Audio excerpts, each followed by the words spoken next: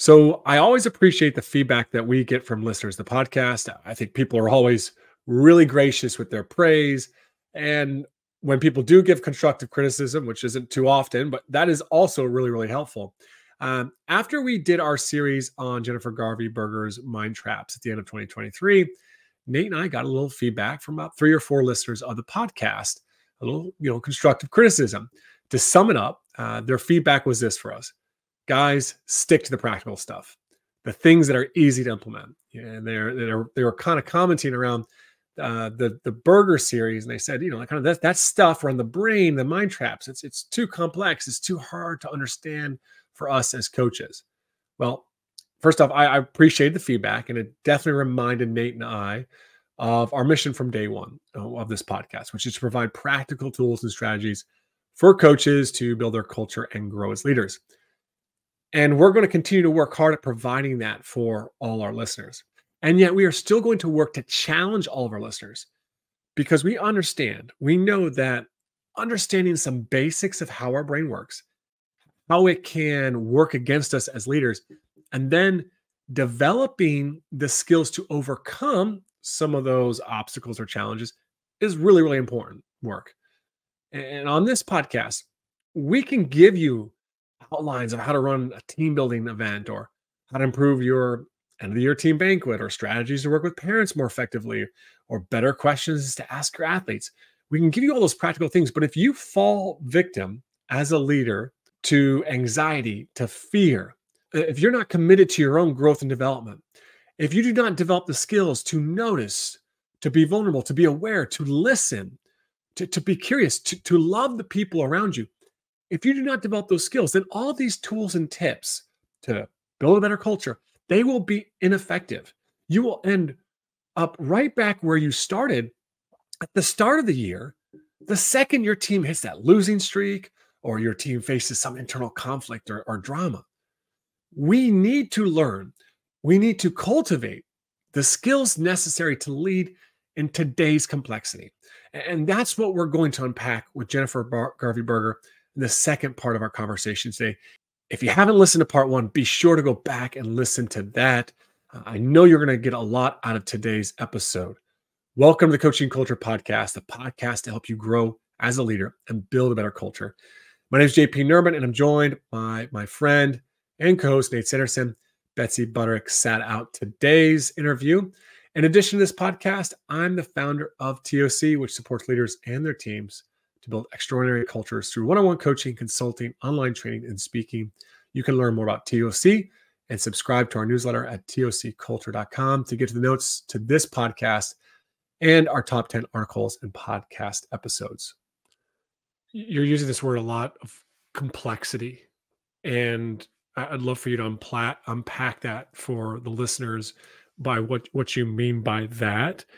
I think as well, we talk around a lot of this podcast around how, culture, team culture, it's more of a system. And so leaders want the simple solution, the silver bullet to fix the team culture, but it's a lot more complex than that, right?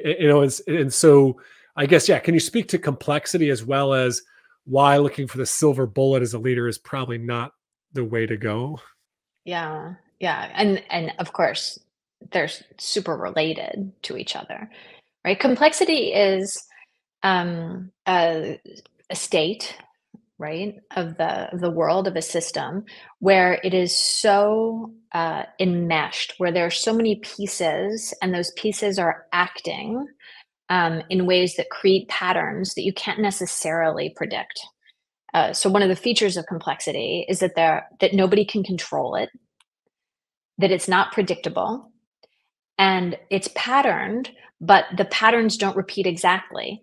And so just because something happened last year doesn't mean it's going to happen next year. And just because something happened last game doesn't mean it's going to happen next game. And so the human mind loves predictability and repeatability.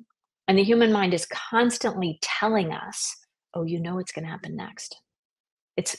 It's clear, oh, this thing happened in this way before. The human mind is always telling us that because the human mind evolved in a world where the most important thing for you to know was not to eat that berry. And that berry, which was poisonous last week, is going to be poisonous next week. And that animal, which was dangerous last month, is going to be dangerous next month. And so the we evolved, we survived because the threats in our world were relatively repeatable. But now we've created a world where the threats are not repeatable and they're like completely confusing, right? The unfolding of things is completely confusing. And a lot of what we love most, games, right? Parenting, love, right? These things are we don't have any idea how they're going to go. That that's part of the thrill and excitement of them is the complexity of them. And so there is a piece of us that yearns for, that longs for, that adores complexity. But when we feel under threat, um, then we don't. Then we don't want that. And so what do we want? What helps us feel safe or comforted? The silver bullet helps us feel comfortable, right? Oh, if I just know exactly what to do, oh, I feel so relaxed knowing what to do, right? If I just need to work on this one thing, I'm going to be able to like put my head down and work on that one thing. If I can get everybody to work on that one thing, whew, I feel so relaxed when that happens because I know what to do, and that helps me feel good.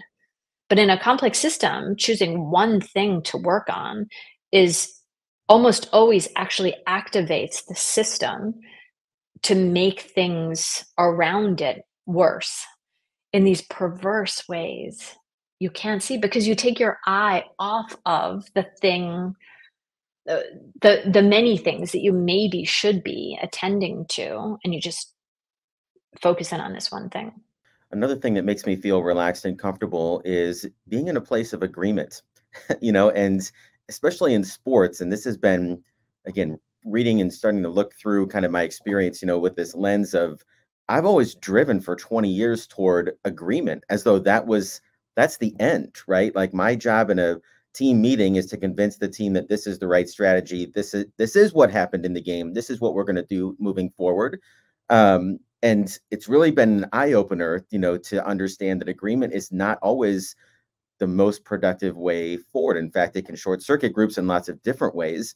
I think that's really hard for coaches because I think when a player challenges them or an assistant coach challenges them, it trips those threat responses that we've been talking about. So how do you start to walk someone through this idea of, look, agreement, it has its purpose, as you mentioned before, but man, it's uncomfortable for a lot of us. And oftentimes we don't know how to navigate it or nurture it in a way that's productive for our teams. I think this is so important, this question. I think that I am not sure that we will ever get to a place where a player can challenge a coach and the coach's body isn't going to say, this is wrong. Like I'm just not sure that's going to happen. We're primates, we are hierarchical, we believe our position in the troop, right? Like in the collective. Uh, when it's challenged, then testosterone starts to surge through our systems, right? Like the the question isn't, is that going to happen? The question is, what are you going to do with the fact that it's going to happen? And can we understand that in a simple world, probably somebody can be smart enough, strong enough, um, aware enough to know what should happen next.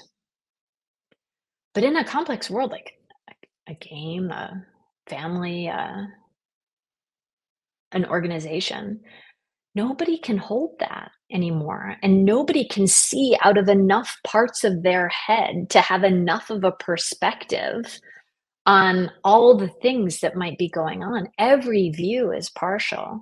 And so the question is, can we understand, oof, wow, that stings a little when somebody says this, and I have this impulse to defend or to silence.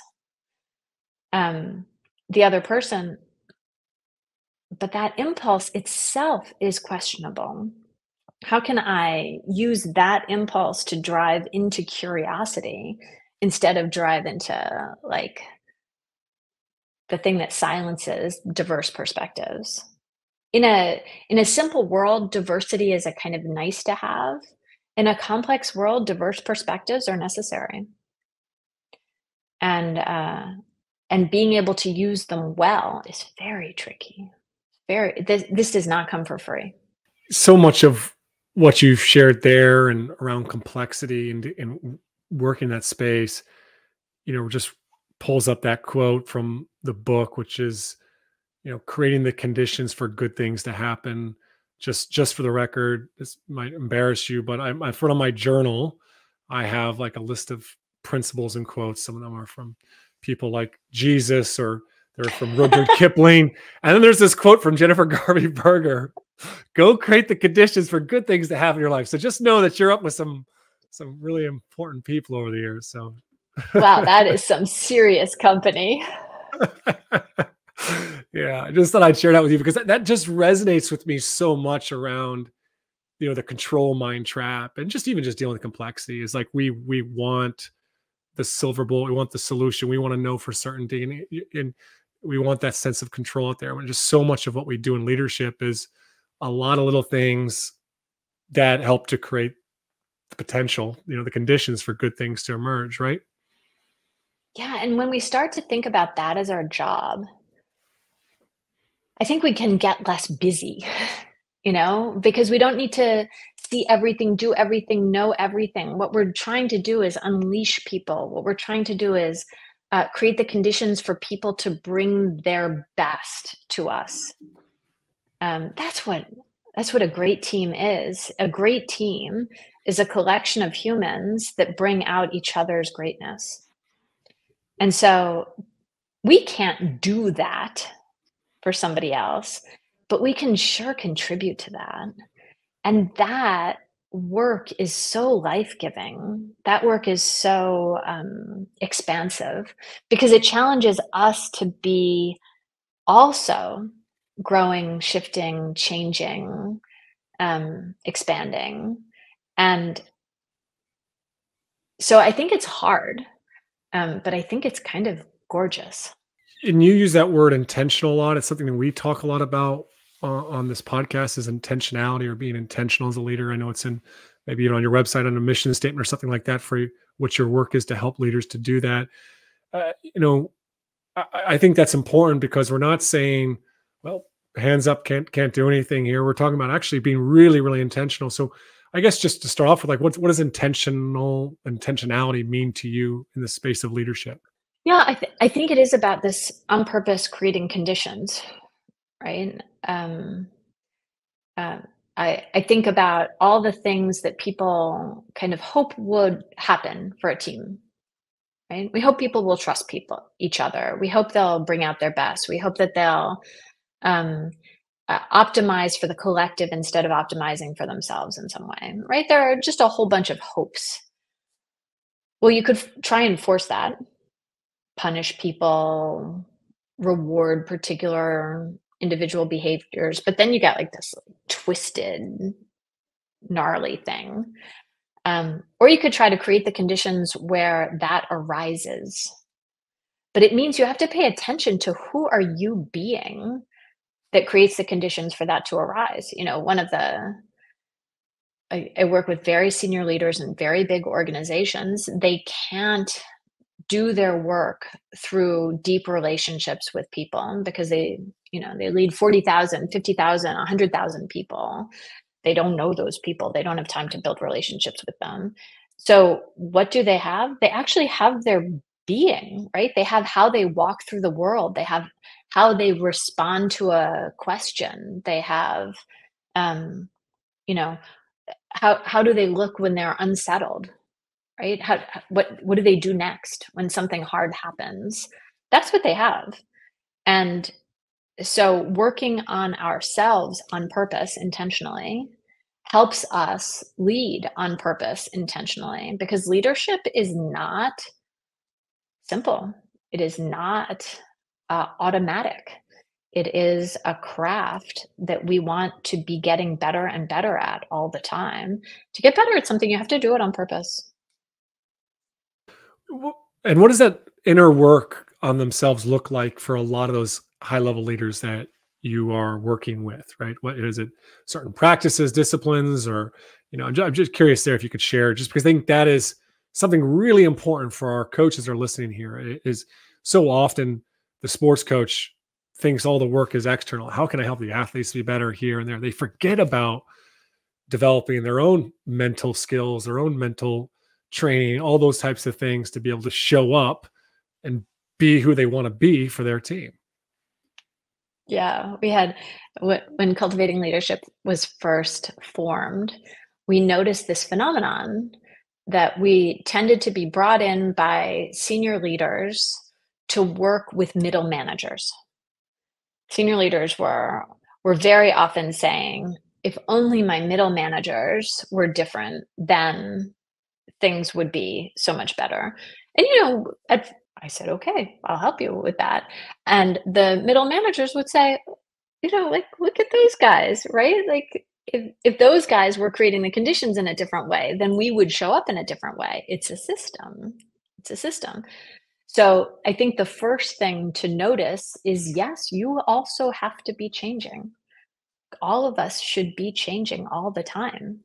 If we want to be getting better at our whatever our craft is, there's internal betterness for us, whether our craft is to be incredible parents or incredible friends or incredible coaches or incredible business leaders. So a piece of it is knowing that there is better to get. I was working with one chief executive, and he went away to some program, and he got this feedback that he was like very quick to anger and that he spoke over other people. He got a variety of feedback. And he came back, and in a very vulnerable way, he shared this with his team. And he said, I'm very quick to anger. I believe my solutions are the right ones. I am likely to talk over you. Here's what I found about myself. And he said, so I hope that this supports you to work with me better. I hope that knowing this about me supports you to work with me better. And I was like, no, that's not the point of the feedback. The point of the feedback is maybe you could get a little less angry. Maybe you could be less reactive. Maybe you could interrupt less. Maybe you could work on you instead of using your feedback to get other people to work around the way you are now. But a lot of people have this kind of, this is the way I am, feel about themselves. And every time you say, well, that's just the way I am, then you're saying, I don't believe in growth and development, which is problematic, right? If you're a coach, you should believe, no matter what you're coaching, you should believe in growth and development. That's part of your job, and you should believe in it in here as well as out there. Right, which is ironic, right? Because I would imagine most of those middle managers or the people that were following that leader, that was not a surprise for them to find out about these fits of rage and ego. That feedback was not novel. Yeah, for sure. Well, I want to ask you this question. It may be related and it may not here, but one of the common themes I see in your work when it comes to just characteristics and traits of really effective leaders, you keep coming back to these words of connection and compassion. And what's interesting, I think, is that's not just an external expression of those things, of connecting with people. That's obviously very important, as is approaching others with compassion. But you also take that from the perspective of applying those things to the self, that there's a connection, as we've been talking about, to the self, and that should be coupled with a compassion. And I wonder if you could just kind of unpack a little bit about why those two things are so important in your leadership work. Yeah. So people do not grow, flourish, expand into their greatness in conditions that are constantly activating their threat response. Right? The brain doesn't grow when we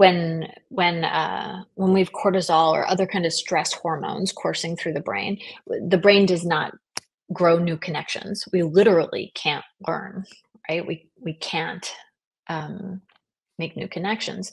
So we know that there are some conditions that permit neurogenesis, brain growth, but those same connections permit, children to learn how to walk, and young people to learn how to stretch into the next version of themselves, and also grown-ups to stretch into the next version of themselves. And it's really clear to me that the leader who is unforgiving and caustic to herself is likely under pressure to be unforgiving and caustic to others, because that is her habit nature, right? Her habit nature says, "Oh, you idiot, why did you screw that up?" That happens when she makes a mistake, and it happens when somebody else makes a mistake. And since innovation, the path to innovation is necessarily filled with mistakes, it happens whenever anybody innovates, whenever anybody changes anything, which is the path to greatness, right? It closes down the path to greatness.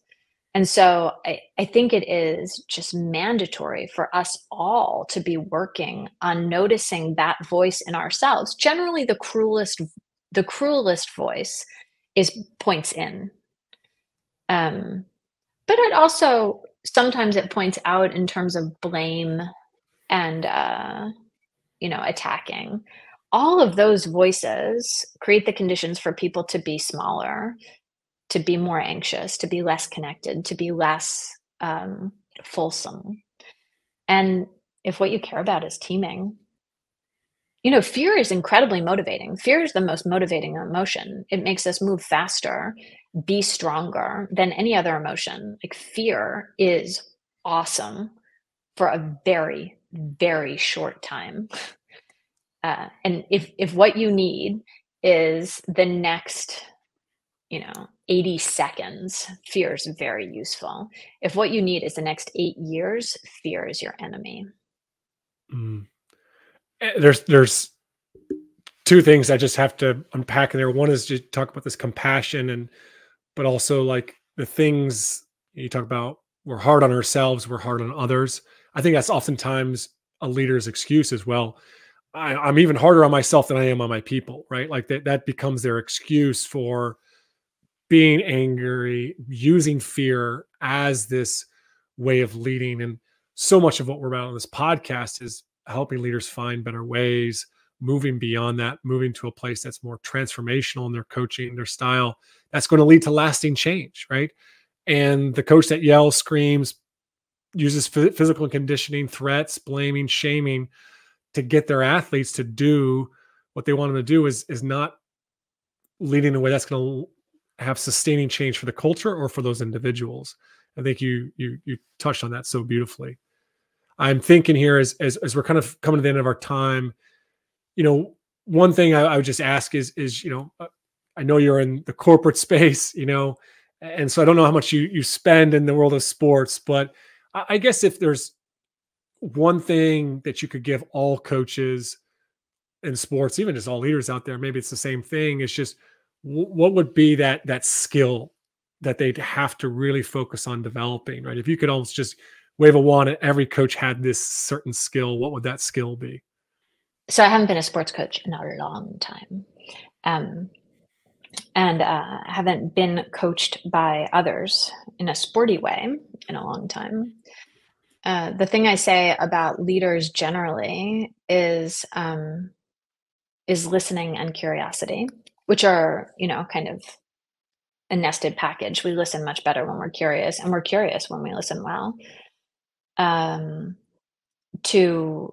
To let go of the voice in you that says mistakes are terrible, you screwed up, I need to fix it, and say, oh, mistakes show me something about the system that's helpful, I need to understand it, I need to make sense of it. But the other thing is, I think about your listeners and what you're on about, and I think about my children, who are not children anymore. The place where I saw their sports coaches go what seemed to me to be off the rails is when they forgot that the thing that motivates us in sport is love, right? Probably leaders and organizations need to know that too. But when you tell a high schooler, you have to do this thing, they do something demeaning. We forget that this is all supposed to be motivated by passion, by being our best self, by being connected to something larger than us, by being engaged in something that brings joy into the world, right? I would love for us to remember when our body says this is a threat, to remember that the body also is designed to dance and to sing and to play and to compete in joyful ways, in and that those ways are expansive and they produce outcomes that are so much more lasting, as you say, transformational, so much more filled with possibilities for innovation, connection, love, joy. I think we could go for that more. And what you just shared there, what do you say to the coach that says, well, sports is a business? It's become such a business. You work in the business space, right? Billion-dollar companies, right? So what do you say to that person that believes there's no room for love in the world in a business world? Yeah, those people are losing their talent, right? The people who believe that that there's no room for connection are losing the whole generation that's coming, right? Generations before have been willing to buy that. The generation now is not willing to buy that. They're not willing to invest their life force um, as simply, perhaps, as my generation and the generations before me. And I'm delighted. I couldn't be happier about that. I think we should be thinking really seriously about how we invest our life force. And maybe our business is actually making each other better. Maybe our business is creating the conditions for greatness in one another. And I think when you look at what the best teams in the world for sustained greatness, that is exactly what you see in those teams. That's a beautiful place to finish today. Thank you so much for coming to the podcast. I can't recommend enough your books, Unlocking Leadership Mind Traps, and the Complexity Genius one. We'll put all the links to all of them within the details of this episode. But just thanks so much for coming on and sharing with our listeners. Thank you for having me. And I love the work that you're doing in the world. Thank you so much. You're making, I can't imagine how many, tens, hundreds, thousands of lives you're making better. And long into the future. Thank you.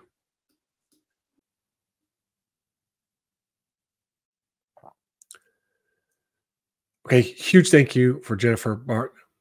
Okay, a huge thank you to Jennifer Garvey Berger for coming to the podcast. It's just such a powerful message there at the end to finish on the importance of love, even in the context where sport has become a business. Thank you for listening into the Coaching Culture Podcast. We are so grateful for all our listeners. Please be sure to subscribe to the podcast wherever you listen. Subscribe to our newsletter at tocculture.com. Leave us a review and share this episode with a few friends out there in coaching and leaders out there that might find some value in its content.